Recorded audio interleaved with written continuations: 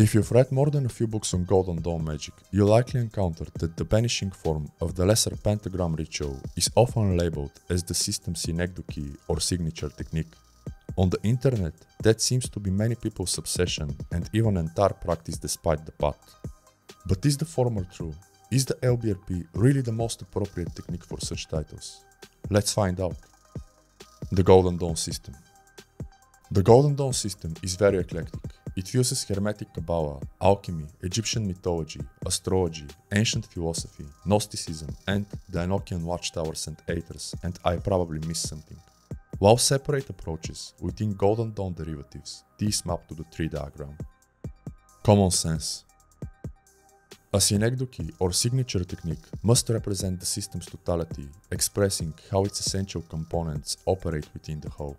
Hence, it is only natural for such a technique to include those components in the first place. Let me know if you agree. Formulas.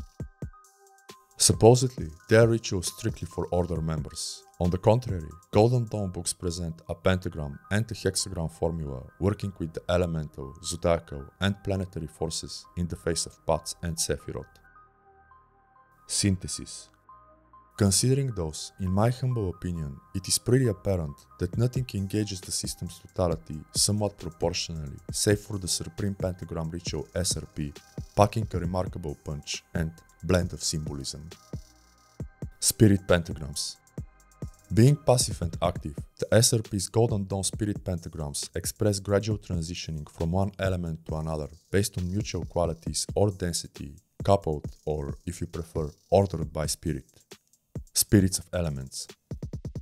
This comes from ancient philosophy, whereas their names from the mystical Tablet of Union.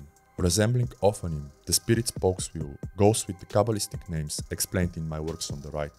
The spirit pentagram names translate into quintessence of the actual element. So apparently, we have fusion and synthesis right from the get-go. Paroquet.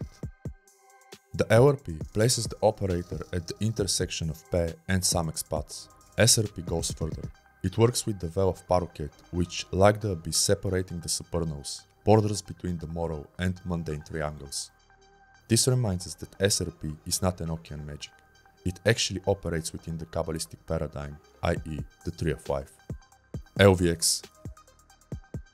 After rending the veil, the SRP uses the LVX signs associated with Yao, Anarai, Adeptus Minor, and Egyptian deities I explained elsewhere. These signs are closely related with the concept of the perfected Osiris, which is the system's ultimate goal. Elemental Pentagrams.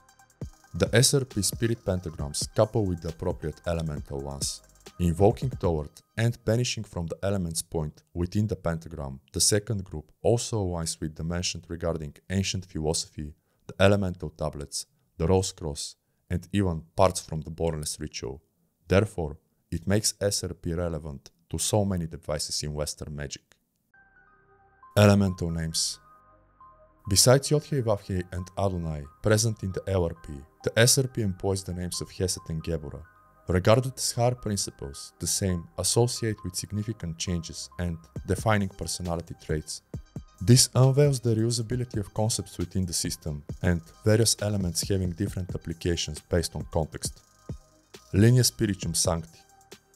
Elemental pentagrams go with zodiac fixed or alchemical signs based on element and preference due to reasons explained in my SRP cheat sheet. Also, with the three secret holy names of God found in Linea Spirituum Sancti or the horizontal line of the elemental tablet's great crosses. Grades. Spirit pentagrams go with the 5=6 signs.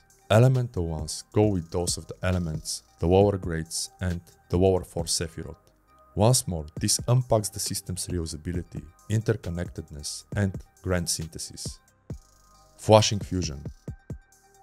Unlike LRP, which is rather plain unless you actually tweak it, SRP employs Golden Dawn's flashing colors, radiating with tablets, votes, tarot cards, color scales, etc. Modifications. Any technique can be modified to one's liking, and in that regard, SRP also stands out.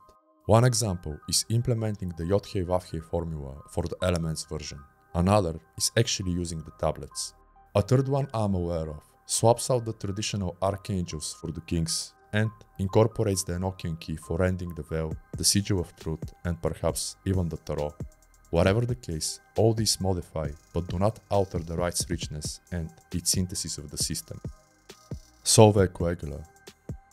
The SRP is practical and specific. On the contrary, it can also show those new to it what Solve Coagula is actually about. It fosters questioning hardwired notions, initiating changes, and even distilling the essential from the non-essential, producing alchemical results.